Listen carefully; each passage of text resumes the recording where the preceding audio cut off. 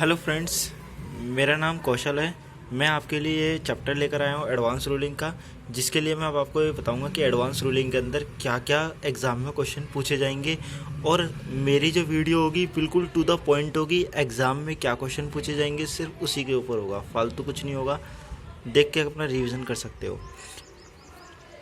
हालांकि स्टार्ट करते हैं। एडवांस रूलिंग की बात करूँ, अगर मैं तो एडवांस रूलिंग की बात करूँ तो ये मैंने अपने नोट्स से पढ़ा रहा हूँ मैं, ठीक है। कोशिश करना यहीं से दिख जाए, पॉज कर करके आप रिकॉर्ड कर ले, सब चीज़ें लिख लेना।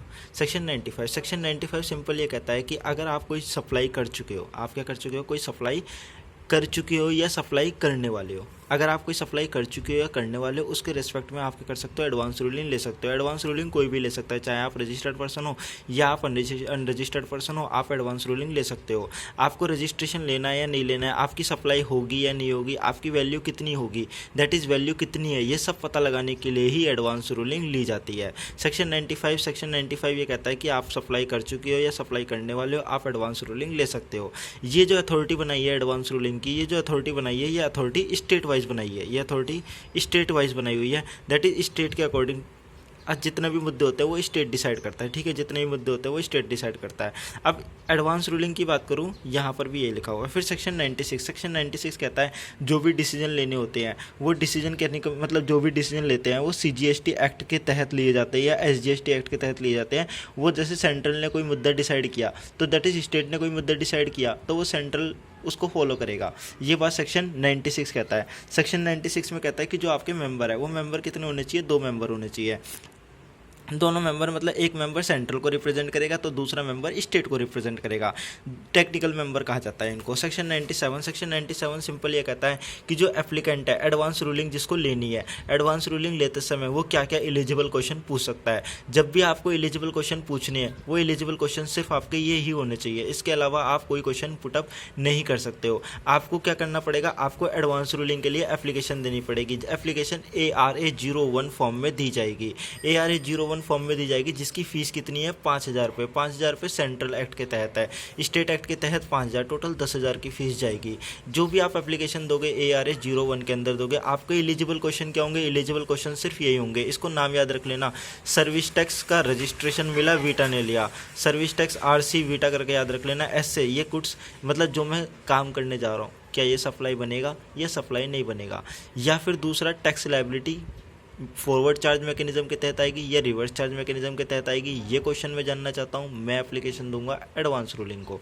फिर मैं जानना चाहता हूँ मुझे रजिस्ट्रेशन लेना चाहिए या मुझे रजिस्ट्रेशन नहीं लेना चाहिए, मुझे रजिस्ट्रेशन लेना चाहिए या मुझे रजिस्ट्रेशन नहीं लेना चाहिए। ये बात भी मैं एलिजिबल क्वेश्चन में पूछ सकता हूँ। क्लासिफिकेशन ऑफ गुड्स, मुझे नहीं पता चल रहा मेरा गुड्स 5% की कैटेगरी में आता है, 10% की कैटेगरी में आते हैं, या 18% की कैटेगरी में आता है, या 28% की कैटेगरी में आता है। मुझे क्लासिफिकेशन के लिए पूछना है तो मैं एडवांस रूलिंग के पास क्लासिफिकेशन के लिए पूछ सकता हूँ। फिर उसके बाद वैल्यू ऑफ सप्लाई वैल्यू क्या होनी चाहिए, उस सप्लाई की वैल्यू कितनी होनी चाहिए, दैट इज़ ये सब पता करने के लिए भी मैं एलिजिबल क्वेश्चन पूछ सकता हूँ एडवांस रूलिंग। ITC, मुझे परचेज पर ITC मिलेगा या मुझे परचेज पर ITC नहीं मिलेगा। यह टाइम ऑफ सप्लाई के लिए मतलब किस टाइम पर मेरी लायबिलिटी अराइज होती है, मेरे को ये वाला क्वेश्चन पूछना है तो मैं एडवांस रूलिंग से क्वेश्चन पूछ सकता हूँ। लेकिन ध्यान रखना, प्लेस ऑफ सप्लाई वाला क्वेश्चन आप नहीं पूछ सकते हो एडवांस रूलिंग से, सिर्फ टाइम ऑफ सप्लाई ही पूछोगे। एप्लीकेबिलिटी, गवर्नमेंट ने कोई नोटिफिकेशन निकाली है, क्या ये नोटिफिकेशन मेरे ऊपर एप्लीकेबल होगी या मेरे ऊपर एप्लीकेबल नहीं होगी, ये बात भी मैं एडवांस रूलिंग से पूछ सकता हूँ। फिर उसके बाद आते हैं इनएलिजिबल क्वेश्चन। अगर मैं बात करूँ ई-वे बिल के रेस्पेक्ट में, अगर आपको पूछनी है एडवांस रूलिंग लेनी है तो नहीं ले सकते। या टैक्स इनवॉइस के अंदर कौन कौन से पॉइंट आएंगे, ये बात मुझे पूछना चाहता है तो मैं ये भी बात नहीं पूछ सकता। या मेरे को कहना है कस्टम एक्ट की नोटिफिकेशन क्या मेरे ऊपर लगेगी या नहीं लगेगी, ये बात भी मैं एडवांस रूलिंग से नहीं पूछ सकता, क्योंकि कस्टम अथॉरिटी तो सेंट्रल एक्ट के तहत आती है और एडवांस रूलिंग स्टेट एक्ट के तहत बनी हुई है, तो आप ये क्वेश्चन नहीं पूछ सकते। फिर उसके बाद नेक्स्ट आता है आपका सीबीआईसी की clarification I. Place of supply का जो भी मुद्दा होगा वो प्लेस ऑफ सप्लाई वाला मुद्दा इनएलिजिबल इश्यूज़ में आता है। क्यों? क्योंकि प्लेस ऑफ सप्लाई तो सेंट्रल लेवल पे डिसाइड करी जाती है और एडवांस रूलिंग स्टेट लेवल पे बनी हुई है। तो आप प्लेस ऑफ सप्लाई का मुद्दा भी आप एडवांस रूलिंग में नहीं पूछ सकते हैं। फिर उसके बाद सेक्शन 98 में अथॉरिटी के पास जब आपकी एप्लीकेशन आ गई तो वो उसको या तो एक्सेप्ट करेगी या रिजेक्ट करेगी, वो उसकी अपनी मर्जी होगी। ठीक है, अथॉरिटी की अपनी मर्जी होगी, उसको एक्सेप्ट भी कर सकती है, उसको रिजेक्ट भी कर सकती है। अब क्या पता ये ऑलरेडी अगर ये मुद्दा कोर्ट में ऑलरेडी पेंडिंग है, प्रोसीडिंग पेंडिंग है, तो मैंडेटरी अथॉरिटी रिजेक्ट कर देगी आपकी एप्लीकेशन को। ठीक है, फिर उसको एंटरटेन नहीं करेगी। फिर उसके बाद मैंडेटरी रिजेक्शन में मैंने यहाँ पर लिखा हुआ अगर आपका मैटर पेंडिंग है या मैटर ऑलरेडी डिसाइड हो चुका है।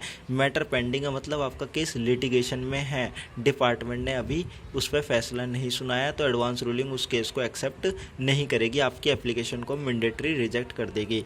ये बात पता करने के लिए अथॉरिटी क्या करती है? अथॉरिटी एप्लीकेशन देती है। एप्लीकेशन किसको देती है? कंसर्न ऑफिसर, जो नोडल ऑफिसर होते हैं, ये भी अथॉरिटी के ही ऑफिसर होते हैं। इनको ऑफिसर को एप्लीकेशन देगी और पता करेगी कि आपका कोई केस पेंडिंग तो नहीं चल रहा है। ये बात सेक्शन 98 में लिखी हुई है। सेक्शन फिर अथॉरिटी ने सपोज करो आपकी एप्लीकेशन को एक्सेप्ट कर दिया, तो फैसला 90 दिन के अंदर अंदर फ्रॉम द डेट जब से आपने एप्लीकेशन दिया उसके 90 दिन के अंदर अंदर फैसला सुना देगी एडवांस रूलिंग। फिर सेक्शन 103, सेक्शन 103 क्या कहता है? ये एप्लीकेंट के ऊपर बाइंडिंग होगी, दूसरा कंसर्न ऑफिसर के ऊपर बाइंडिंग होगी और ज्यूरिडिक्शनल ऑफिसर के ऊपर बाइंडिंग होगी। इसको याद करने के लिए आप याद रख लेना, जाल करके याद रख लेना। मैं बताता हूँ क्यों। जैसे ज्यूरिडिक्शनल ऑफिसर, ऐसे एप्लीकेंट। ज्यूरिडिक्शनल ऑफिसर के साथ साथ कंसर्न ऑफिसर, नोडल ऑफिसर, ये तो नॉर्मली याद हो जाता है। ज्यूरिडिक्शनल ऑफिसर है, एक एप्लीकेंट हो गया। और एल से लॉ, अगर लॉ में चेंज आ जाता है तो ये बाइंडिंग नहीं होगा। तो आपको यह याद रखना है, ये तीन बंदे जिनके ऊपर एप्लीकेशन, ये एडवांस रूलिंग की अथॉरिटी बाइंडिंग होती है, एप्लीकेंट, कंसर्न ऑफिसर, ज्यूरिडिक्शनल ऑफिसर। अगर आपके लॉ में चेंज आ गया तो एडवांस रूलिंग आपके ऊपर एप्लीकेबल नहीं होगी, मतलब उसकी कोई वैल्यू नहीं रहेगी, वो वैल्यू जीरो हो जाएगी। सेक्शन 104, सेक्शन 104 कहता है कि अगर आपने एडवांस रूलिंग ली है और आपने जो फैक्ट है उस वो फैक्ट बिल्कुल झूठे दिए हैं, तो जो एडवांस रूलिंग है अथॉरिटी के पास पावर है उसको वॉइड डिक्लेयर कर सकती है। और जो ऑफिसर होगा फिर सेक्शन 73, 74 में एक्शन लेगा। और जो टाइम पीरियड आपने कंज्यूम किया एडवांस रूलिंग लेते समय, वो टाइम पीरियड बढ़ा दिया जाएगा। ऑफिसर को काम करने का जो टाइम पीरियड है वो और एक्स्ट्रा मिल जाएगा। फिर section 99, triple AR, advance authority for advance ruling ने फैसला गलत सुनाया, तो आप एप्लीकेशन दे सकते हो ट्रिपल AR को। ट्रिपल AR जो होती है स्टेट वाइज एग्जिस्ट करती है, इसके अंदर भी दो मेंबर होते हैं, एक सेंट्रल का होता है, एक स्टेट का होता है। सेंट्रल वाला चीफ कमिश्नर होता है, स्टेट वाला कमिश्नर होता है स्टेट का। ठीक है, ये एक मेंबर स्टेट वाला जो होता है। सेक्शन 100, सेक्शन 100 मतलब आप अपील करोगे ट्रिपल AR को, कितने दिन के अंदर अपील करोगे? अपील 30 डेज़ में कर देनी है। अगर 30 डेज़ में नहीं कर पाए फर्दर और 30 डेज़ मिलेंगे। फीस कितनी है? वहाँ 5000 थी, अब 10,000 हो गई है। Central 10,000, state. डिपार्टमेंट को अपील फाइल करोगे, कोई अगर डिपार्टमेंट चाहे तो डिपार्टमेंट भी अपील फाइल कर सकता है। अगर एग्रीव्ड मतलब डिपार्टमेंट एग्रीव्ड है अगेंस्ट माया फैसला, तो कोई फीस नहीं लगेगी, 30 डेज़ में ये भी एप्लीकेशन दे सकता है। जो एप्लीकेशन दी है इनको मैटर कितने दिन में रिजॉल्व करना है? 90 दिन के अंदर अंदर इनको मैटर रिजॉल्व करना है, दैट इज ऑर्डर 90 दिन के अंदर अंदर पास कर देना है। सपोज करो अथॉरिटी में डिफरेंस ऑफ ओपिनियन हो जाता है, जो भी फैसला आ रहा है डिफरेंस ऑफ ओपिनियन है, नहीं दे पा रहे हैं फैसला, नहीं दे पा रहे हैं, तो उस सिचुएशन में क्या करेंगे? वो अपने मैटर को अपीलेट अथॉरिटी के पास रेफ़र कर देंगे। वो अथॉरिटी अपीलेट अथॉरिटी के पास जो मैटर रेफ़र करेंगे वो अपीलेट अथॉरिटी डिसाइड करेगी। अगर सपोज करो इनके ऊपर भी डिफरेंस ऑफ ओपिनियन रहता है, नहीं फैसला सुना पा रहे, तो ये मानेंगे अब एडवांस रूलिंग दी ही नहीं जा सकती। ठीक है, रेक्टिफिकेशन ऑफ मिस्टेक, ऑफिसर को पता चल गया, ऑफिसर रेक्टिफाई कर दे। एप्लीकेंट भी 6 महीने के अंदर अंदर एप्लीकेशन दे देता है, तो उसको रेक्टिफाई कर देना है। सेक्शन 105 में अथॉरिटी, जो एडवांस रूलिंग की जो अथॉरिटी होती है इनके पास क्या क्या पावर होती है? इनकम टैक्स में जो सर्च वाले चैप्टर में पढ़ा होगा आपने, डाइस करके याद रखा होगा। डी से डिस्कवरी कर सकती है, इंस्पेक्शन कर सकती है, कंपेल कर सकती है, आप अपनी बुक्स ऑफ अकाउंट प्रोड्यूस करो, अनफोर्स अटेंडेंस के लिए भी बुला सकती है कि आप आओ, हाजिरी लगाओ और फिर जाना। दैट इज़ फिर उसके बाद कॉन्स्टिट्यूशन ऑफ नार, ये नार का कंसेप्ट ये अभी आया है ये, दैट इज़ ये सेंट्रल लेवल मतलब सेंट्रल लेवल पे अथॉरिटी बनाई है। जैसे मेरी एक यूनिट दिल्ली में है, दूसरी यूनिट मेरी मुंबई में है ना, और एक राजस्थान में है, दैट इज़ अलग अलग स्टेट में यूनिट है। तो अथॉरिटी कन्फ्लिक्ट आ जाता था, ये अथॉरिटी इस स्टेट की कुछ बोलती है, दूसरी स्टेट की कुछ बोलती है, तो ये सेंट्रल लेवल पर अथॉरिटी बनाई गई जहाँ पर मैटर डिसाइड किया जाएगा सेंट्रल लेवल पे। इसमें 3 मेंबर होंगे, एक सीजी का बंदा होगा, एक एसजी का बंदा होगा, एक मतलब एक प्रेसिडेंट होगा जो जुडिशियल मेंबर होता है। वैसे तो टेक्निकल मेंबर थे, यहाँ जुडिशियल मेंबर आ जाता है जो सुप्रीम कोर्ट और हाई कोर्ट का जज होगा।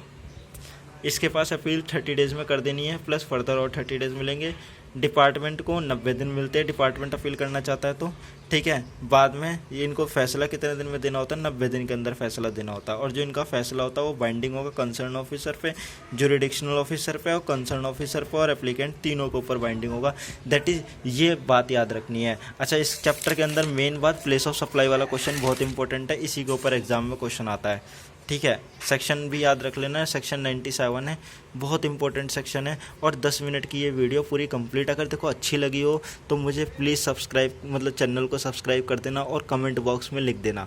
मैं और 10-10, 15-15 मिनट में वीडियो बनाकर अपलोड कर दूंगा ताकि जीएसटी के अंदर आपके अच्छे मार्क्स आ जाए। सीए फाइनल की जीएसटी की ये क्लास है, हालांकि ये CWA वाले बच्चे भी देख सकते हैं और CS कोर्स सबका सेम है, ठीक है। तो अगर अच्छा लगा हो तो चैनल को सब्सक्राइब कर लेना और मेरे कमेंट बॉक्स में ज़रूर लिख देना ताकि मैं और वीडियो बना सकूँ कम से कम टाइम में। और इससे बाहर पेपर में नहीं आने वाला, डेफिनेटली देख लेना, पास्ट ईयर के एग्ज़ाम के क्वेश्चन सब कवर हो गया है। Okay, thank you, bye bye.